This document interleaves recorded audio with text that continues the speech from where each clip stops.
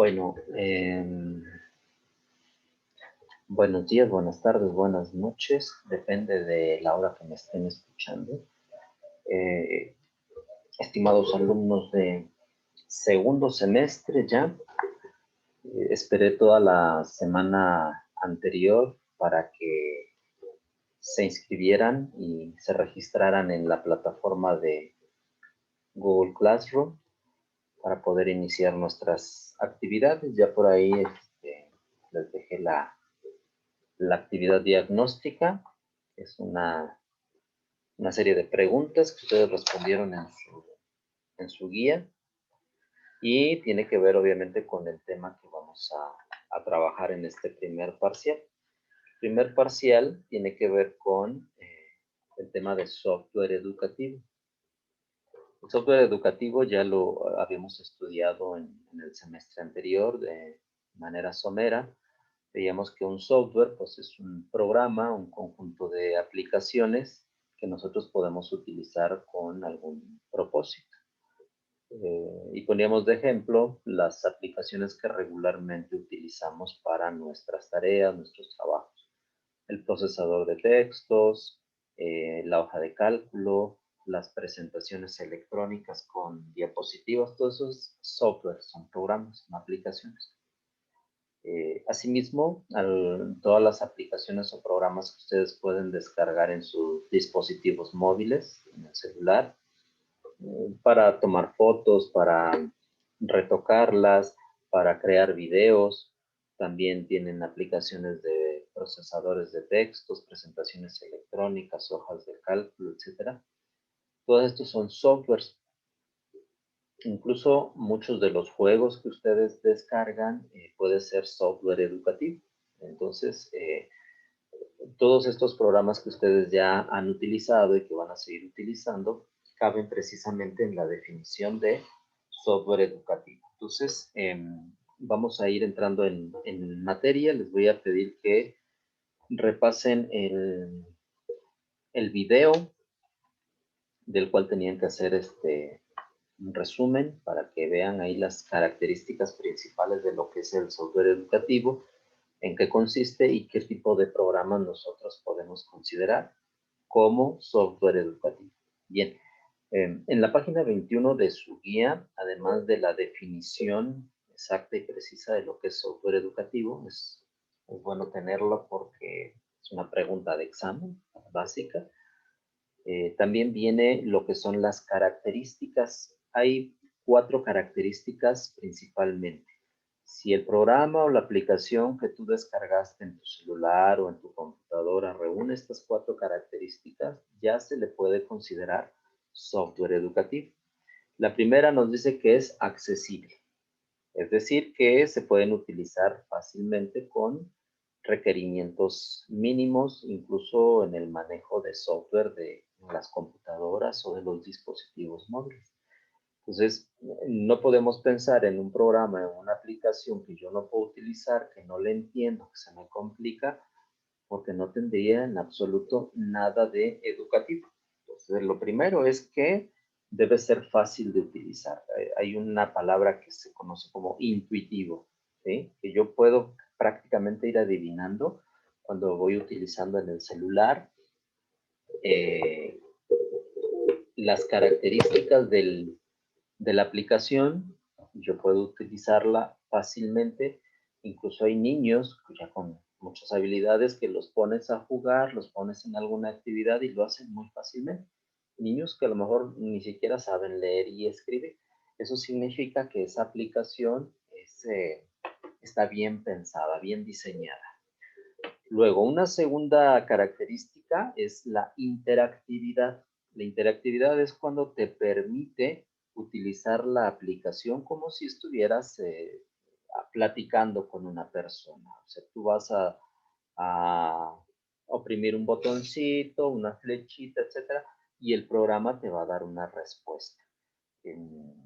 A toda acción corresponde una reacción, en este caso de los programas. O sea que vas a intercambiar en cierto modo información. Le vas a dar un dato, una información, y el programa o la aplicación te va a dar un resultado. Ahí está precisamente la característica de interactividad. La tercera, perdón, es que debe ser personalizado. Quiere decir que va a poder registrar tu avance en los niveles de juego o de dominio de la aplicación, pues de acuerdo a tus habilidades y a cómo vayas tú desarrollando los conocimientos para ese programa o esa aplicación. De tal manera que no te va a exigir que completes, por ejemplo, un módulo, un ciclo, un nivel, eh, y para poderte permitir avanzar al siguiente, se va a ir adaptando a tus posibilidades. No logras superar el primer nivel, te va a dar la oportunidad de reiniciar y vas a poder comenzar de nuevo y siempre te va a permitir aprender a aprender. Y ya con base en el acumulamiento del conocimiento, de la experiencia, pues vas a poder ir dominando precisamente cada uno de los módulos o de los bloques que comprenda ese programa. Y el último, más importante, bueno, no el más importante, pero que sí salta a la vista, la característica multimedia. Cuando hablamos de multimedia, hablamos de que utiliza texto, utiliza video, audio, imágenes, efectos, a lo mejor de transición, de aparición de elementos, etcétera, ¿no? Todos estos elementos en su conjunto constituyen esa característica multimedia, ¿sí? Y entonces la aplicación o el programa que yo vaya a utilizar, si se caracteriza como un software educativo, debe ser ante todo multimedia, ¿sí? Va incluso a contener enlaces a otras páginas, a otros programas, a otros dispositivos, para que se pueda complementar el trabajo que pretende realizar ese programa. Bien, también en la página 21 viene un listado de funciones del software educativo. Primero, la función informativa. Quiere decir que te va a dar a conocer algún concepto, alguna definición, te va a mostrar el contenido de algún tema en particular. Los tutoriales que buscamos, por ejemplo, en YouTube, lo primero que hace es mostrarte información ya sea de manera teórica o de manera práctica, pero te está diciendo cómo resolver un problema, te está diciendo la definición de algún concepto, etcétera, ¿sí? Y en este caso los tutoriales, los simuladores, los cursos que podemos encontrar en las páginas en internet nos permiten todo esto. En las enciclopedias virtuales, el famoso Wikipedia, podemos buscar un diccionario también en la red y funciona de esta manera, la función informativa. La segunda, la función instructiva. En el caso de los tutoriales, pues nos va a decir paso a paso cómo realizar un proceso, cómo resolver una operación matemática, una ecuación química, etcétera. Entonces, esa función instructiva nos puede ayudar mucho para resolver algún problema, alguna situación que nosotros tengamos.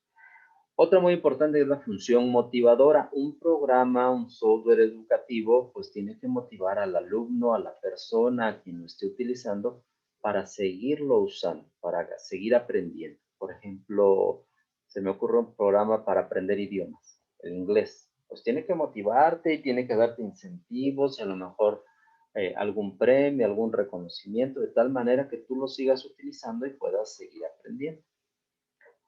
Luego tenemos la función evaluadora. Obviamente que este programa, además de enseñarte algo, tiene que ir evaluando y viendo en qué nivel te encuentras. Puede ser a través de pequeños exámenes, alguna encuesta, a través de algún ejercicio y va determinando en qué nivel te encuentras. O sea, te está evaluando, te está, entre comillas, calificando para saber en qué nivel te encuentras y poderle dar continuidad a tu formación. Bien. Luego tenemos la función investigadora. Bueno, en este caso, algunos programas, algunos software nos permite descubrir cosas, investigar, como lo menciona ahí. Las enciclopedias que me permiten buscar temas diversos y que yo puedo ir haciendo las tareas de la escuela, pero incluso más allá, ¿sí? Puede ser que tenga yo temas de interés que no sean de la escuela y yo puedo ir aprendiendo también a partir de esa característica, esa función investigadora que debe irse fomentando en el usuario, ¿sí? Luego, la función expresiva. En este caso, nosotros vamos a resolver nuestras dudas, vamos a poder generar respuestas a esas interrogantes que tenemos a partir del uso de los programas, que puede ser desde los más simples o más sencillos que utilizo para mis tareas, como el procesador de textos. A lo mejor yo necesito aprender a poner el número de páginas en un documento y no lo sé. Bueno, pues entonces a partir de esa necesidad yo voy a aprender a utilizarlo y voy a buscar la información y aprenderé precisamente esa característica. O cómo colocar un encabezado, un pie de página, cómo crear un índice, cómo poner los márgenes, cómo imprimir un documento. Todo ese tipo de cosas nosotros podemos encontrarlo y expresar de esa manera qué es lo que yo necesito aprender, ¿vale? Luego, la función metalingüística. Aquí entran principalmente los programas que me permiten traducir textos. Nosotros llevamos, por ejemplo, la materia de inglés. Ahora es mucho más sencillo porque en línea podemos encontrar un sinfín de programas para traducir los textos que nosotros estemos trabajando, para encontrar definiciones de palabras en otros idiomas, incluso para lo que yo escribo en mi idioma, mi lenguaje natural, poderlo traducir a cualquier otro idioma sin ningún problema. Entonces, esa función se le conoce como función metalingüística. Luego, la función lúdica. Esta es interesante porque todos aprendemos también cuando jugamos. El juego forma parte de ese proceso de aprendizaje que nosotros tenemos desde pequeños. Mientras jugamos, aprendemos. Nosotros podemos ver a un niño que se la pasa todo el día jugando, pero no solamente está aprovechando su tiempo en actividades divertidas, sino que a partir del juego está aprendiendo. Entonces, esa lógica se aplica a lo que es el software educativo, y a través de actividades lúdicas, de juegos, nosotros podemos aprender. Por ahí al inicio de la semana anterior les publiqué un enlace a unos pequeños juegos que nos permiten retomar algunos conceptos sobre la seguridad en Internet, cómo elaborar contraseñas seguras, cómo cuidar nuestra información, nuestra identidad, etc. Entonces, es un juego y a partir de ese juego nosotros aprendemos. Y así hay muchos. Muchos de los juegos que ustedes tienen a lo mejor instalados en sus dispositivos les sirven precisamente para aprender cosas. Y eso es la función lúdica. Y finalmente, la función innovadora. La función innovadora pues no tiene otra cosa más que sea algo distinto, algo diferente, pero que esté abonando a algo nuevo dentro de nuestra enseñanza, dentro del aprendizaje, dentro de estos procesos. Y, por ejemplo, la función innovadora la hemos estado viendo pues en el último año que tenemos de distanciamiento social, de clases en línea y a distancia, pues implementamos todo esto de la innovación, utilizando nuestros dispositivos móviles como instrumentos de aprendizaje, ¿sí? A través de las diferentes plataformas, ya sea a través de mensajes de texto como el Messenger, el WhatsApp, o a través de las plataformas de video, como en este caso estamos grabando esta clase y se les va a publicar en la plataforma educativa de Google Classroom, ¿sí? Entonces, esas son las funciones y las características del software educativo. Les recomiendo que las repasen. Están en la página 21 y a partir de esto, vamos a ver lo que son las ventajas y las desventajas del software educativo. Eso se lo voy a dejar ya como una actividad en la plataforma para que ustedes lo realicen. ¿Listo? Bien, pues entonces nos mantenemos en contacto. Me ha dado mucho gusto saludarlos y cualquier duda, cualquier comentario, ya saben que a través de los medios que hemos implementado, como el Messenger y la plataforma de Google Classroom o el correo electrónico de Gmail, los podemos atender con todo gusto. Gracias, pásensela bonito. Vamos.